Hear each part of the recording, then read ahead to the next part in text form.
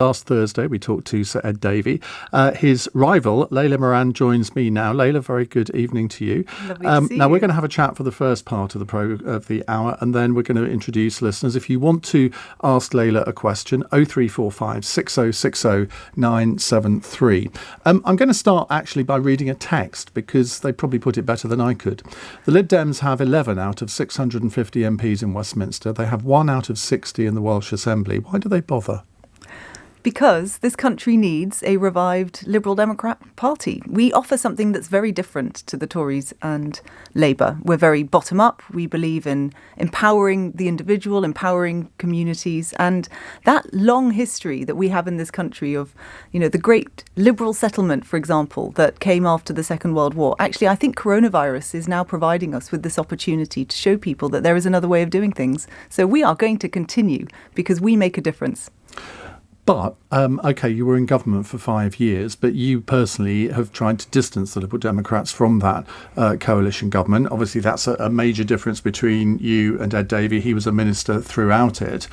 But if you don't want to actually have power, what is the point? Why don't you just throw your lot in with one of the other parties? Well, first of all, I'm ambitious for the party. One day, who knows, maybe we will get back to there before. And to say that I've distanced, I think all I've really done is pointed out that we needed to learn the lessons from that point. I mean, whilst there were some brilliant achievements, same-sex marriage, for example, we need to also understand that there are voters out there who we lost trust with. And we need to make them see that we have learned from those mistakes. And there were mistakes, the bedroom tax famously, but tuition fees, of course, being the other. I nearly left the party myself over that one. And voters, some of them, not all, but some, still bring it up on the doors. So we need to show them that we are renewed, revived, and that's what I stand for in this election. Why don't you look at it from the opposite point of view? Why don't you say that was a fantastic time for the Liberal Democrats? Of course, we had to compromise with the Conservatives. That's what coalition is all about. You should make a virtue of having been in a coalition, and you achieved 75% of your 2010 manifesto promises. Now, that's surely something to be proud of. And yet, in interviews that we've done before, you've always been very negative about the coalition. And here again, you're looking at all the bad things that happen rather than trumpeting the good things. You know what, Ian? I just don't want to live in the past anymore. That's basically what I want to do. I want us to move on and to move forwards as a party. And you look at 3 general elections now in a row where we've lost seats. At the last election, we hit the dizzy heights of 12%. Now we're at 6% in the polls. I mean, we have not recovered. And there is a long list of reasons for why that is. But all right, actually, well, let's start with the first one then. So the first, well, actually, I started at the, when that election result came through, and notwithstanding, I was very proud of my own result. We got to over 50% in Oxford, West and Abingdon. Because yours was a real marginal seat, wasn't it? And I think you were surprised at what happened.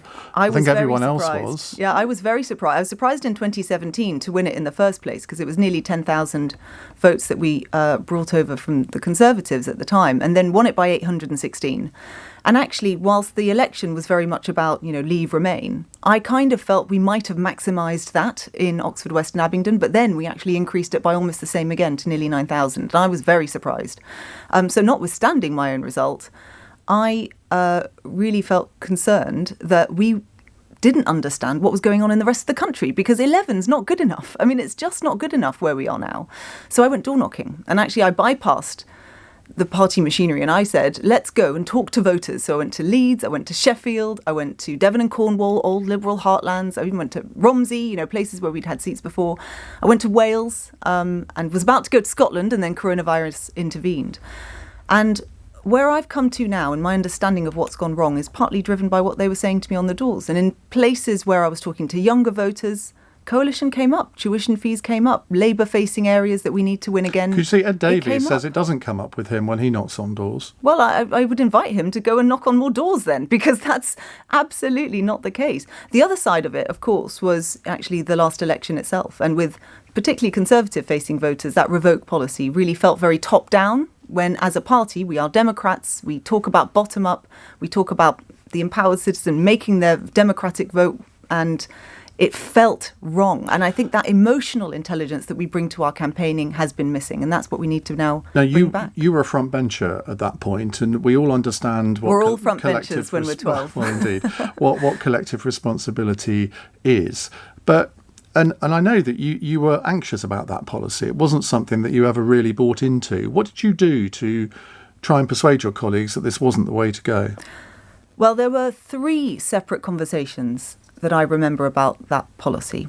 And when we were in the rooms having those conversations, actually at the time, whilst you're a front bencher, I'm also thinking about my marginal seat. And I'm thinking, is this going to work in Oxford, West and Abingdon or not?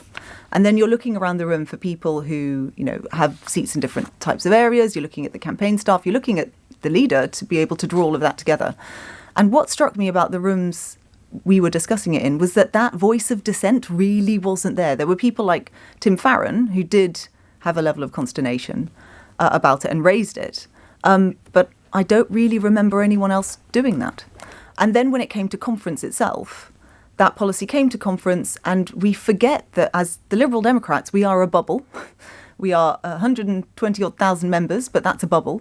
And then you have the bubble of conference itself, which was then being led by another bubble, which was the parliamentary party. And I think that's what we need to learn. That's the lesson, is we need to listen to a greater diversity of voices from around the country and bring them in earlier on into that conversation. Do you think part of the problem, though, particularly with this leadership election, is, your selectorate is Liberal Democrat members, 120,000 of them, and yet they do not really reflect the country as a whole in many ways? I think the membership of your party is probably much more to the left than the country as a whole. And at the beginning of this campaign, you really pitched yourself as a left-wing candidate. You said that you wanted to move the party to the left. Is that really the right strategy? So what I was saying at the beginning was actually I wanted to recapture the young vote, and the comparison I was making was those younger voters who had been really inspired by Corbyn, who had been taken up by this idea that there is a different Britain out there and that you can challenge the establishment. That is the kind of voter that I want. And actually a lot of those young people I don't think are massively left-wing. They were just inspired by that vision for a different Britain. And so what I am trying to go after is their hearts and minds. But it's not left-wing, it's actually liberal. And what I found really interesting about this whole conversation, and I've clarified it since, I don't want us to go far left at all. I want us to be liberal. Some policies are going to seem centre-left, and that's strong public services. But on the other hand, I'm a friend of business. And I actually think that business needs to be part of the solution. But isn't your problem, you haven't really had a clarity of message here. You said you wanted to be more radical than Labour. Now, You can read into that what you like. A lot of people interpreted that as to be sort of more left than Labour. And you said Keir Starmer should be very worried about you as Lib Dem leader. But you were then rather shot down by Tim Farron and Vince Cable, both of whom realised that you have to appeal both to the left and the right as a Liberal Democrat to have any degree of success at all. Charles Kennedy understood that, but you appear not to. No, in fact, it's very much inspired by what Charles Kennedy did. When I first voted Lib Dem, what I saw in Charles Kennedy was someone who I could relate to, who stood up on those big issues of the day and who actually presented something that seemed new. And when I read Tim and Vince's interventions, actually I agreed with every single word they were saying. And it's what I've been saying. We have to be able to do both. In those 30 to 50 seats or more that we might be targeting at the next election, the vast majority of those, the vast majority are like Oxford, West and Abingdon. They are Tory-held seats where we stand a very, very good chance of being the main challengers to them. And that's what we need to focus on at the next election. I've been very clear about that throughout the whole thing. Isn't your problem, though, that you come across sometimes as somebody who agrees with the last person that they talk to? It's not leadership, it's followership. You obviously want to win an election. You've got to be popular to do that. But people are rather unsure about where you sit on this. They want to know, are you an Orange Book Liberal? I don't think we can all agree you're probably not an Orange Book Liberal. But which part of the party do you really appeal to? Is it the sort of the traditional, stereotypical beard and sandals, bit of a lefty liberal? Or do you accept that that's really something that isn't going to get you votes in the wider country? I want to actually redefine what liberalism is for this century. And it's been too long that our party has had that conversation. Actually, I would argue one of the reasons why people interpreted more radical than Labour as not being liberal is because as a country we haven't had that conversation in a very long time. What that means to me is actually back to basics. What is liberalism? Liberalism is freedom. It's freedom to the individual to thrive, to lead their best life. It means building strong communities around them, but to be free to do that, you also need to be free from ignorance, poverty and conformity, all words that we carry on Boris our Johnson membership could card. say all of that. Keir Starmer could say all of that and not be embarrassed at all. Well, their approach is very different. So that bottom-up approach that we have, one that's led by the individual, not a centralising state. And if you look at what both Labour and the Tories say on this, we've got a local government reorganisation, for example, that looks like it's going to be happening over the next year, that is going to be more centralising. We take the opposite approach. And that's why we have to have that relentless build in local government again. Because the other thing that I was hearing on those doors, Iain, was not just about the lack of trust, and it wasn't just about coalition, it was a whole host of other things. The other was about credibility. Why bother voting for the Liberal Democrats? Because what are you going to do for me and my family now? And that is what we now need to focus on. How can we deliver real change from the position we are as the fourth force in Parliament? And I've done that. The coronavirus compensation scheme actually was a very Lib Dem inspired story. It was a local constituent of mine working at the local hospital. And I was doing a radio programme like this, but with the BBC. And it was a surgery right at the beginning of lockdown. And he texts in saying, I've got a 9-year-old daughter. I work in the local hospital. My wife does too. And I'm really concerned for her financial future. Is there not an army-style compensation scheme for if the worst happens to me? Help. And so I promised that I would. And I went and I took it away and I worked cross-party. Lots of backbench Tory MPs came on board as well. And we have to be able to build consensus around these campaigns. That Daily Express newspaper, say coalition there for a moment. Coalition of MPs, of like-minded MPs. Right. The Daily Express came on board, and then we delivered it a month later. So now those families, those grieving families, get £60,000 that they didn't before, and this matters because people want to know what can you do for them now. Would you ever form a coalition with a Conservative Party?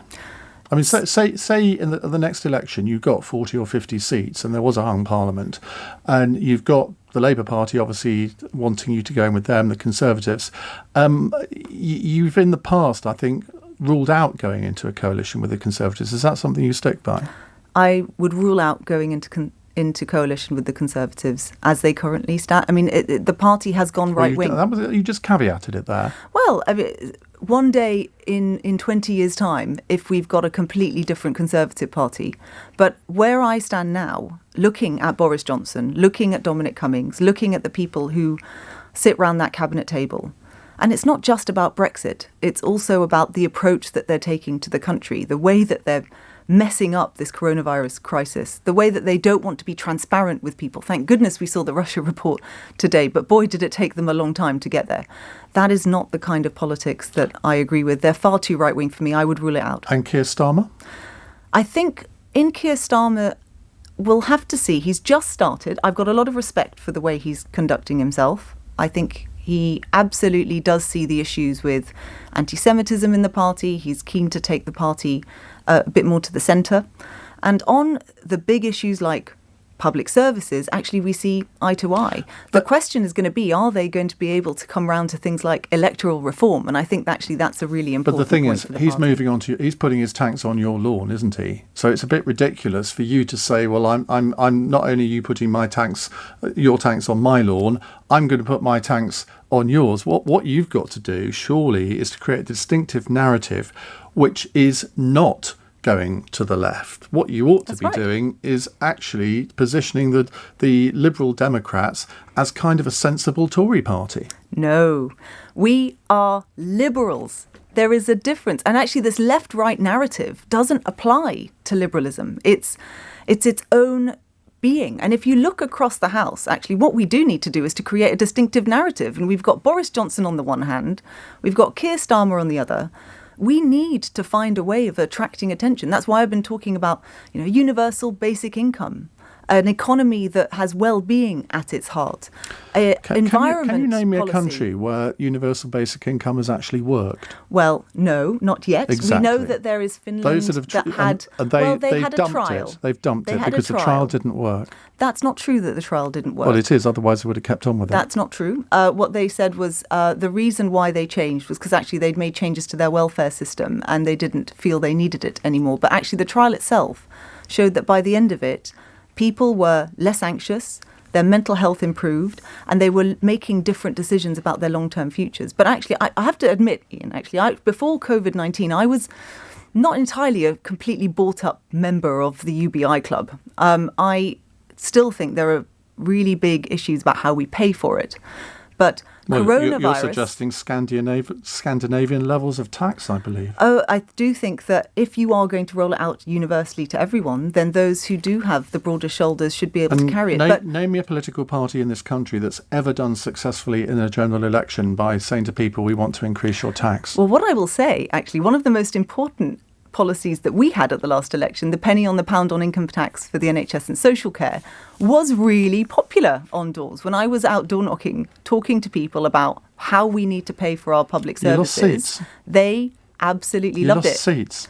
We lost seats, but I would argue that's not because of any single policy. Actually, it's a number of different things.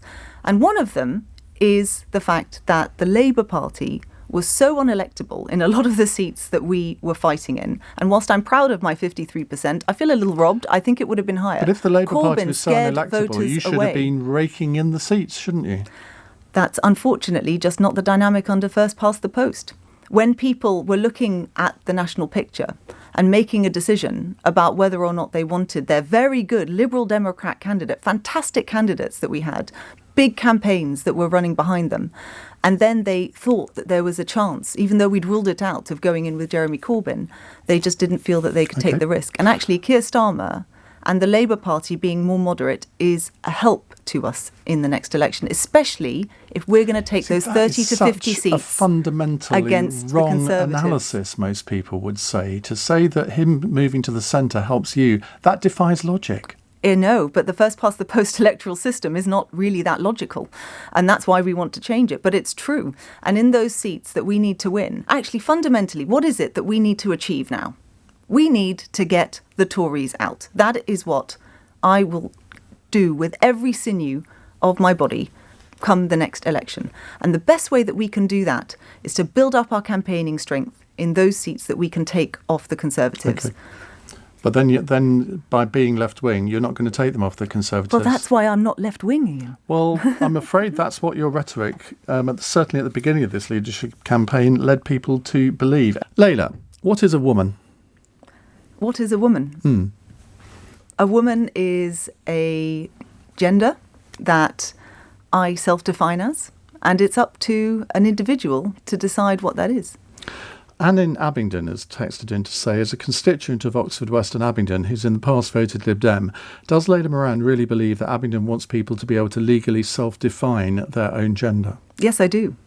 And I'm really proud of Abingdon and the whole of the area. In fact, Abingdon had its first Pride last year. And as part of it, I stood there in the square and spoke about how proud I was to stand by trans rights. So I could sit here at this microphone now and say, well, I'm actually going to now self-define as a woman, and you think I should have the legal right to do that? That is a gross mischaracterisation of what we are talking about when we are looking at the Gender Recognition Act. And if you did that, you could do that and you could say that, but that would not be you redefining your own gender, because if someone Does biology have nothing to do with gender anymore? It is a separate matter. It's not, though, is it? The people who we are talking about here, and actually, Iain, one thing I've learned is until you can walk a little bit in someone else's shoes, the best thing that we can do is to actually listen to those who are going through it. And I have.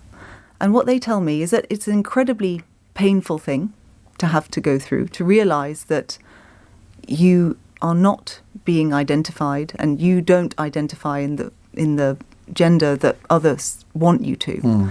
And as a liberal, my view is that actually we should be standing by those who are struggling with these issues in society, that if that is what's going to make them happy and comfortable in their own skin, then that's absolutely the right thing to do. And it's up to them, surely. That's not about self-defining, is it? So self-defining is when someone realises that they are born in the wrong gender and they decide that they want to transition away from one into another. And the first step in that is that realisation from the individual that that's what they need to do for themselves. And I stand by them if that's what they want to do. But it's not something that happens overnight. It's not something that we can sit here and say, no, I'm just going to suddenly be something else. That's never been what it is. People understand that if somebody actually does go through the transition and has all the necessary surgery, that is one thing. But I think a lot of people have a difficulty with, for example, somebody who is transitioning using a female toilet, for example, when they have male sexual organs. I mean, I asked Ed about this last week, so it's only fair that I put that to you. Yeah. He said he was completely comfortable with that. Are you? I'm more than completely comfortable with it. I welcome them.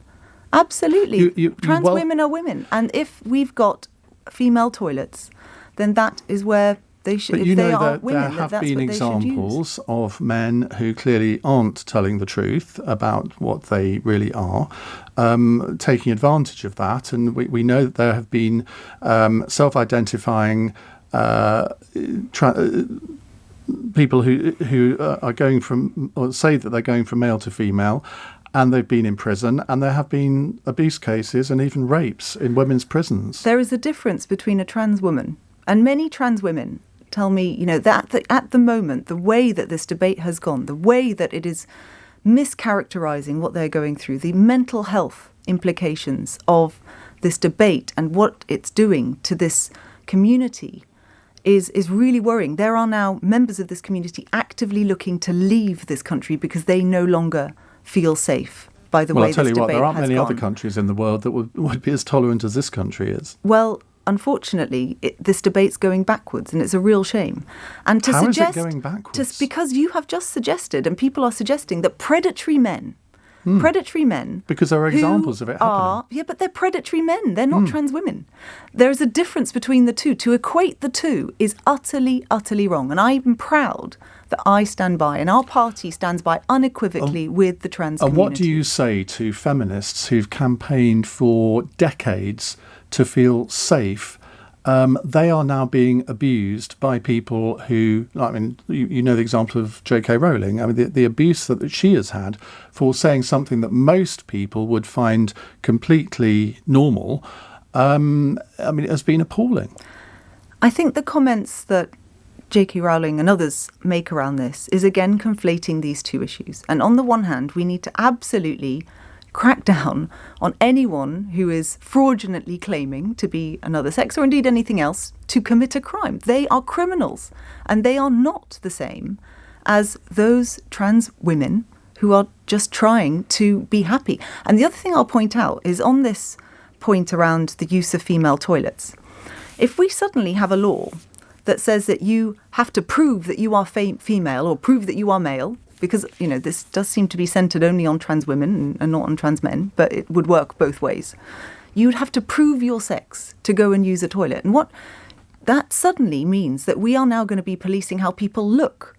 If you don't look female enough, but you are a woman, are you not going to be allowed in the toilet? Or are you going to have to carry a card with you that proves that you have had enough surgery to call yourself a woman? This is nonsensical. And actually, it is my right as a woman to be able to use a female toilet without someone having to check. At the next election, under your leadership, will you fight the election promising to go back into the EU? Do you know what, Iain? I would love if we got to a position where that was the case. And I, in my heart, have never really left. And we've had many a discussion about this in the past. I, however, recognise where the country is. And unless you can win that public argument first, then actually I think it would be the wrong thing to do, because we would lose credibility off the back of it. So let's see. I mean, if we get to the point, because of the transition period that's ending at the end of this year, people can see that Boris Johnson is looking to Trump to do a deal which might well lower food standards. We've been told that That is a possibility. He might not be there, of course. Well, indeed, it could be someone else. He's hoping. But, if we end up in a situation where the country as a whole feels that was a mistake, and we end up in 4 years' time or less than 4 years' time in a position where the country does want that, I will be first at the door to be the party of rejoin. And one day, I am convinced that this country will get there. But it may not be by the time we get to the next election. I appreciate that. Layla Moran is here taking your calls now. Let's go to Martin in Bury St Edmunds. Hello, Martin. Good evening, Ian. Good evening, Layla. Hi, Martin. Good evening. My wife and I were Lib Dem supporters for many years. I mean, I can remember the SDP, which I thought at the time was a breath of fresh air, and then the Lib Dems, to the extent that despite living in a solid Tory area, any time there was a local or national election, we always let the candidates put posters up, put flags up, etc. in our garden and windows. But then when it came to Brexit, did it not occur to you that people who lived in rural areas might actually support Brexit? And in retrospect, do you think your campaign about the B to Brexit and the yellow T-shirts and everything was actually a mistake? I don't think that taking that stance that we did on Brexit was a mistake, because core to my values is working with other countries. We have always been a party. And in fact, you talk about the SDP, that party was partly founded on wanting that closer relationship with Europe. That is what lies at the core of who we are. And so when Brexit happened and we took the stance of putting it back to the people right after that referendum, it was the right thing to do because it was rooted in who we are as a party. But I do think that we now need to move on and learn that... I think Martin was actually meaning the general election policy of revoke. Yeah. So the revoke policy, I've said before, I was very focused on actually being intellectually pure, and I think our party is very, very good at this. We're very good at coming up with the logical next arguments, right? So if you want to stop Brexit, then the logical thing is to then campaign to revoke Article 50. The problem was at the last election is that when we initially put forward that policy, it looked like the Brexit Party was going to stand everywhere. And actually there was, I think, a problem with the framing of it because it felt very top down. And Martin, I take your point that you are exactly the kind of voter we need to now win back. I think we lost some trust because of that. Because we said that we were one thing. We said that we were Democrats. We said that we were bottom up. We said put it back to the people. And then we changed our stance and it felt very top down. And hindsight is a beautiful thing. But where did it go wrong? Well, actually, Martin, bluntly, I don't think that we've got enough members like you in the party making that case, being loud and proud. So come and join us, Martin. You know that 25% to 30% of Liberal Democrat voters voted for Brexit, so that it shouldn't be a surprise to you that there are people like Martin around. And Martin, I would argue, come and join us now. What we now need to do is to bring the country back together after Brexit, which, let's try and avert no deal. And I'd be curious to know where Martin feels on that. But I don't feel that no deal is in the best interest of the country. I continue to fight against no deal and indeed a bad deal, especially with the economy where it is now with COVID-19. That's what we now need to avoid. I've been consistently calling for an extension to that transition period because to do this at a time when you're essentially kicking the economy when it's down, I just think is nonsensical. But we do need that closest possible relationship. Right, let's go to Nick in Slough. Hello, Nick. Hi, Ian. Hi, Layla. Hi, Nick. Layla, if you were to become Lib Dem leader, what would you and your party's stance be on the whole Shamima Begum situation? Would you like her to come back to fight a citizenship case? Or actually, if you were already Prime Minister, would you have had her back already? Before you answer, I agree with the daughter of David Haines, who has already said that she believes that Shamima is a ticking time bomb. And I agree with her. What's your take on this, Layla? Thanks, Nick. My view is that Shamima Begum needs to come back. She is a citizen of this country and she's potentially a ticking time bomb, but we need to have eyes on her. She needs to face justice. But also we are going to miss an opportunity by not bringing her back. Because the question is, and we have to remember, Shamima Begum was a teenager, a child, when she was radicalised and then went over and started engaging in this very, very dangerous activity. And what I want to know is not just how this happens to Shamima, but how do we stop that from happening to those young people who are radicalised in our country? So bring her back, let her face justice, make sure she's on an incredibly, incredibly tight surveillance regime so that we absolutely can make sure Why would that you nothing want her more on would a happen. surveillance regime when she should be banged up in prison? Indeed. That's what would I mean, do you probably not think happen. that if she does come back, the first thing that should happen is she's arrested Yes. and charged? Yes, actually. Yes, absolutely, Ian. Okay. Linda is in Bedford. Hello, Linda. Hi, Ian. Hi, Hi. Layla. Hello, Linda. The first thing I want to say is that I absolutely agree with you. The political axis is no longer left versus right. It is authoritarian versus liberal. And I appreciate everything that you're saying about that. And Ian, I think that you are in an outdated mode, looking at it as being just about left and right. And It's been on said that before. basis, on that basis, Layla, I would like to ask you. One of the things I was in total opposition to everything that happened in the coalition, and one of the reasons was because our constitution says that our values include working for a society in which we seek to balance the fundamental values of liberty, equality and community, and in which no one shall be enslaved by poverty, ignorance or conformity. That is why I'm in the party.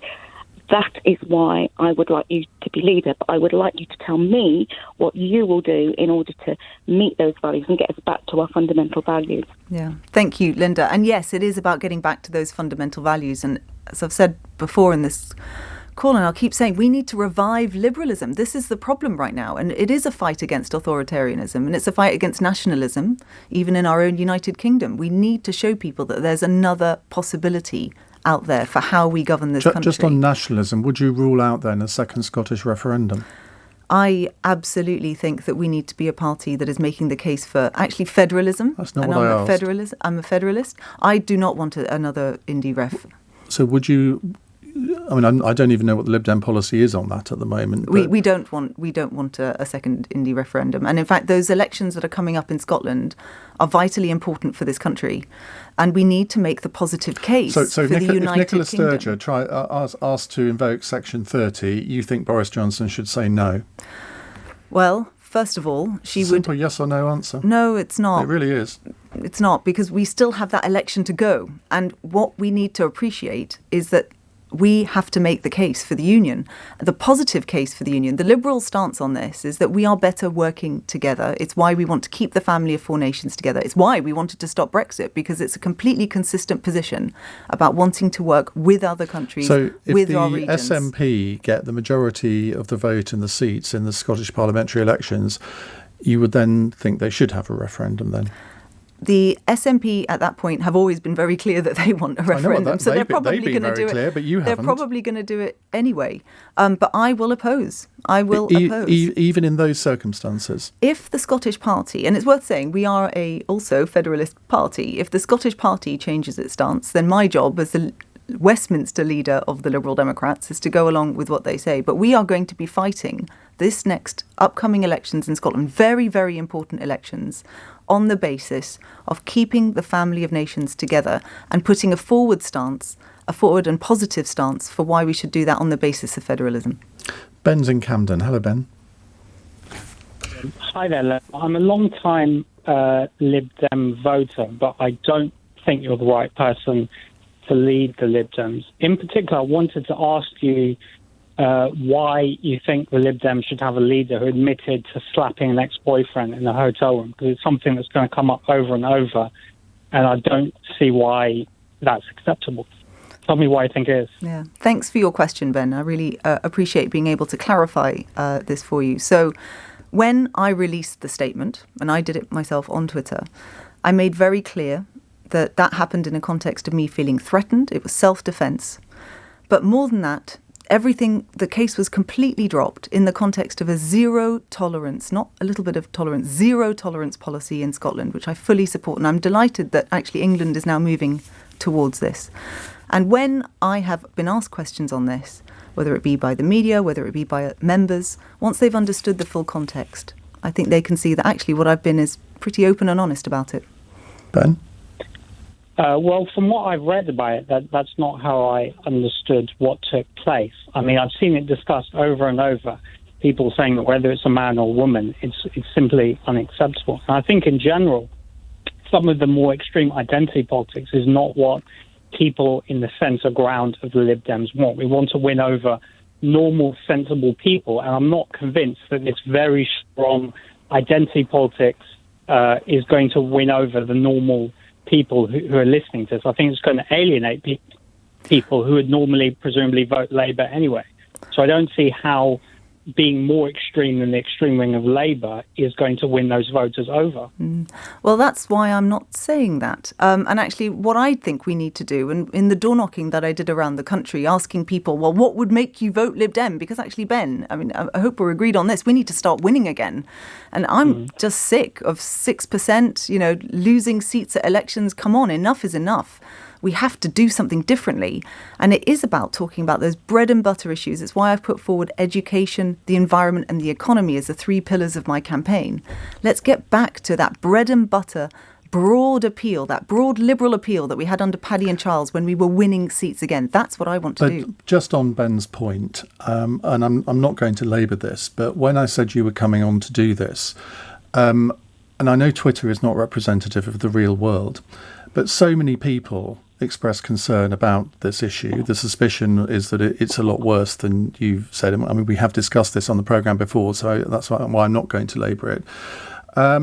But also, there's the question of you issued a statement not that long ago saying that you're a pansexual. Now, that is what a lot of people feel, well, maybe we should go with Steady Ed rather than somebody who they see as maybe a bit of a maverick. Well, I would argue, actually, the bigger risk for the party right now is to do nothing. And we cannot have Steady as she goes. If we are going to show people that we as a party are worth taking note of, that we are interesting, that we are someone worth listening to, then we need to start doing things differently. And that's absolutely what I represent. So do you admit that you are a risk as a leader? I'm not a risk. What I am is different. I'll accept that much. And actually, I would argue at a time when trust in politicians is at an all-time low, where we do need to carve out a distinctive voice against Labour and the Conservatives, I think being different, getting some media attention, having interesting things to say, and I would argue, doing politics differently. The reason why people know these things about me in my private life is because I've been very open about them, and I think it's refreshing. Do you think you've been too open, though? I don't, Iain, because I think what we need to do, and what I've always wanted to do, is just be open, just be honest. And politics, I got frustrated. I spent most of my life outside of the Westminster bubble. I was a teacher for a time. I was working in a social enterprise. I would watch these politicians and think they all sound the same and they never answer a sodding question. And why don't they just do things? Why don't they just be normal?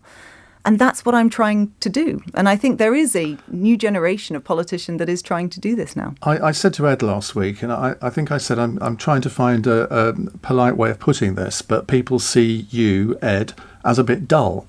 I'm going to do the same with you now. I think that quite a few people see you, Layla, as a bit flaky.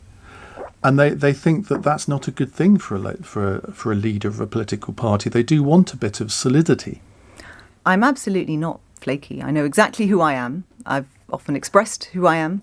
I know exactly what I want to do with the party. And this is reviving liberalism, showing people that there is another way of doing politics, moving on together, moving forwards as a party. I mean, these are nice words, but how are you going to do it? And we do it by listening, actually. I think we need to accept... That's a cop-out. It's not a cop-out at all. That's what William Hague said when the Tories lost the election in 1997. They went on an exercise called Listening to Britain. They didn't get back in power for another 13 years. Well, we do need to do that kind of rebuild. And if we end up with a Liberal Democrat government in 13 years' time, well, that's not a bad thing to start. But we are at that stage, Iain, where if we don't start that rebuild, that complete fresh start and rebuild now, then there is no way that we are going to build back that trust and credibility that we need. And when I did go listening, actually what I came back with was a clear sense of talking about public services. That's why I've put education front and centre. Okay, my background's as a teacher, and so it was music to my ears when they said it. But all potential leaders do that. Tony Blair did it back in 1994. Now, admittedly, it did do him a lot of good. It did work him. You're and actually, right. It worked for us the last time we did it under Paddy Ashdown. I'm searching for something original, and I'm not getting it. Well, actually, I think the originality of our party is fundamentally rooted in who we are and where we were before. You know, we have a proud tradition in this country of a strong liberal party, and it is original. It's about freedom. That is at the core of who we are. We do things differently. That bottom-up approach, that empowering the community and the individual in there to make the most of their lives, that is original. Well, Simon is a new caller in Ware in Hertfordshire. Hi, Simon. Hi, good evening. Hi, Simon. Good evening, Layla. Good evening, Ian. My question or kind of comment is around Maajid Nawaz and his incredibly powerful campaign against the Uyghur Muslim genocide and the CCP. I saw a lot of recognition from Ed and yourself, Layla, on the petition and the fabulous result of 100+ thousand signatures. No recognition to Maajid in any of your tweets, or no recognition. What's your position on that, and why did you not recognise the incredible Maajid in his campaign?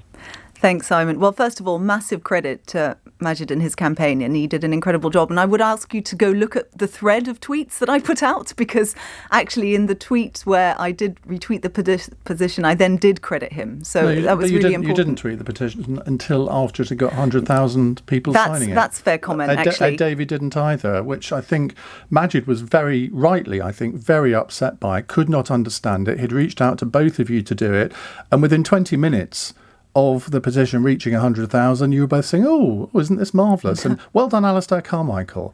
Why did you not actually take part in this and urge people, like many other people did, to sign this petition? Now, I take that on the chin, actually, and I had thought... Nigel Farage tweeted it. I had thought that I had signed it and retweeted it, and it's my own fault that the team clearly didn't do that, but it is I take that on the chin, and I called Maajid and I apologised and told him about the fact that we tried to rectify it. But you're right, we should have done it earlier. So you're blaming your team? No, I'm blaming myself. I said it's my fault.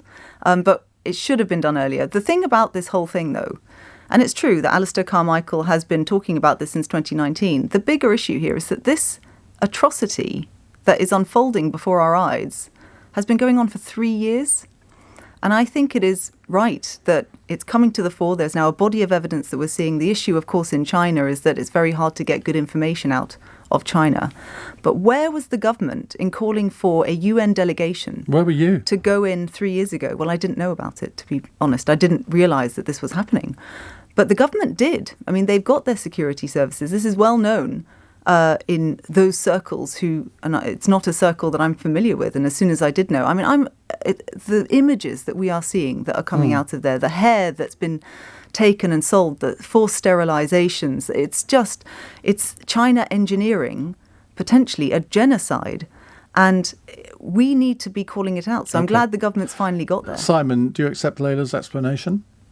No, I don't.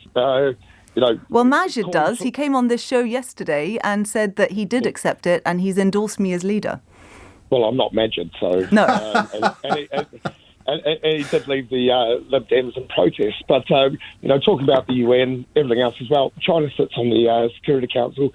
They can veto, Russia can veto. It's a bit of a non-answer. All right. OK, Simon, thank you very much. Let's go to James in Barnet. Hi, James. Hi, Ian. Hi, Layla. Hi, James. I just want to ask you, as a Palestinian, if I'm correct... Mm-hmm. Palestinian heritage. My mother's Palestinian. Yeah, okay. So what is your view on the Israeli annexation of the West Bank? If you don't support it, what do you propose to do to the hundreds of thousands and thousands of Israelis that are living in settlements at the moment? Yeah. So, first of all, on the illegal annexation, and it is understood to be illegal, and in fact our own government is saying that should this happen, and I think it's worth pointing out that at the moment, while the Knesset has said that it wants to do this, and Netanyahu has said he wants to do this, they haven't yet actually done it. But we do, if we are a country that believes in international rule-based order, need to work with our international partners to then see what happens next. And I think there is something very concrete that we could do as a country, and it's something that I feel obviously very passionate about, which is to recognise Palestine as its own state.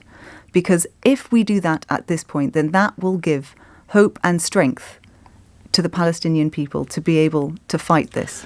You wrote an article for Lib Dem Voice on this, I think, and you were accused on Twitter by someone called Catherine Crossland, saying in the penultimate paragraph of your article, you seem to be comparing Israel to Nazi Germany. This comparison is deeply offensive and is generally recognised as being anti-Semitic. Now, I think that section was then removed from the article. That was a bit embarrassing, wasn't it? Yeah, and so when on this, I always take great care. And when I wrote the article in the first place, actually, the comparison, it really wasn't there.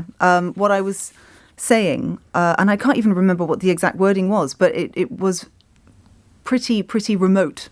And there were people who did interpret it that way. And if they're interpreting it that way, and there's another way that I could say it, then I changed it so that I was having the same meaning.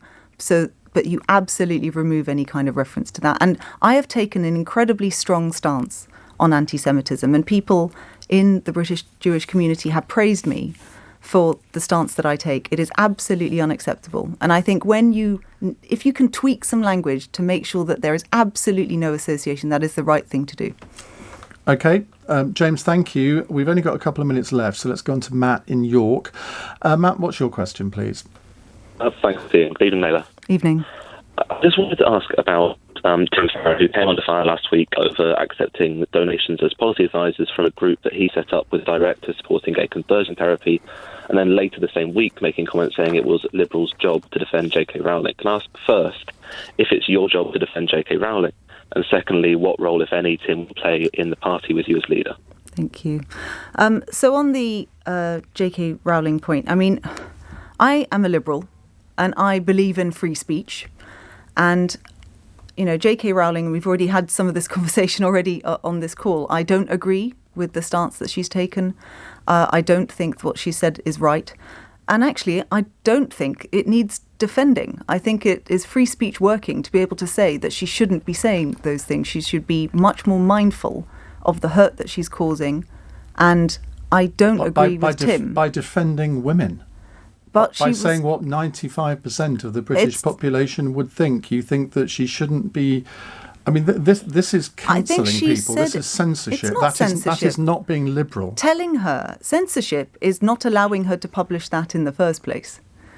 But you're saying she shouldn't have said it. She should be... Well, it's her right to say what she wants. We need to have a conversation in this country about this issue. We've already done it on the show to an extent already.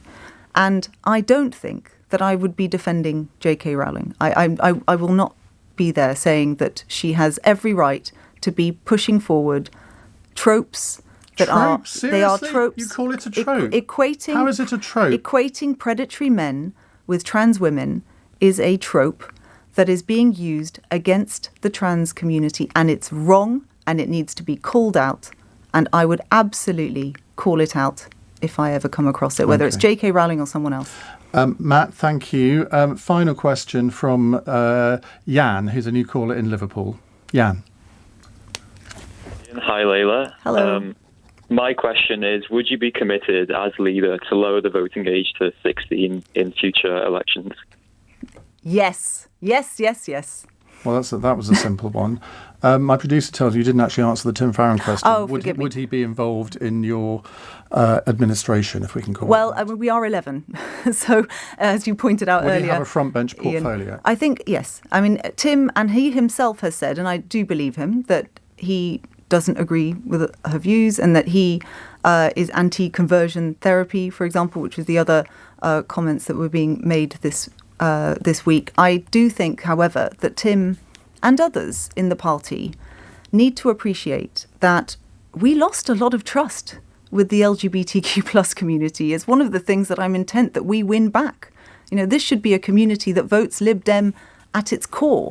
And whenever there are comments made like that. It's thoroughly, thoroughly counterproductive. And actually, I think the key to this is conversation, but also some training. OK, Layla, thank you very much indeed. We're going to see you again on Sunday, the 2nd of August, with Ed Davey in a head-to-head hustings. It'll be a gladiatorial contest. So looking forward to that. Thank you very much for joining us.